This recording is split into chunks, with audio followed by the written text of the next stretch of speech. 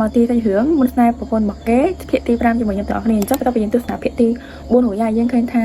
តកាក៏ព្យាយាមចង់តាក់ទងជាមួយភីមដោយសារគាត់ថាភីមស្អាតហើយណាមួយពីច្រើនគាត់ថាគាត់ចូលចិត្តតែប្រពន្ធរបស់គេទាំងអស់គ្នាអាចថាមនុស្សគាត់ខូចដែរអញ្ចឹងណាប៉ុន្តែជាក់ស្ដែងយើងឃើញថាភីមគាត់ក៏ជាមនុស្សស្រីដែលខូចគ្នាដែរដោយសារតែគាត់គ្រាន់តែតកាចាប់អារម្មណ៍គាត់ភ្លាមគាត់ក៏តទៅតាមតកាភ្លាមតែខ្លួនឯងមានប្តីនៅខ្លួនសោះអ្នកនរគ្នាអូខេអញ្ចឹងអីដែលសំខាន់ក្នុងរឿងនេះមួយទៀតគឺប្រពន្ធរបស់តកាគាត់ក៏កំពុងតែសង្ស័យថាតការបស់ដែលជាប្តីគាត់ហ្នឹងចង់តាក់ទងជាមួយបុគ្គលិកណាមួយនៅក្នុងហាងហ្នឹងគាត់ព្យាយាមហៅខ្លាំងមែនតើ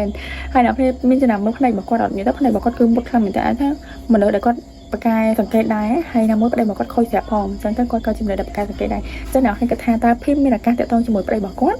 ឬមួយក៏គាត់ចាប់បាននៅពេលដែលតាក់ទងគ្នាហើយបើសម្រាប់ខ្ញុំគិតថាអាចនឹងបបាក់ចាប់បានទៀតតែភីមគាត់ក៏ជំនឿដែលខូចខលដែរអាចថាបើសិនជាគាត់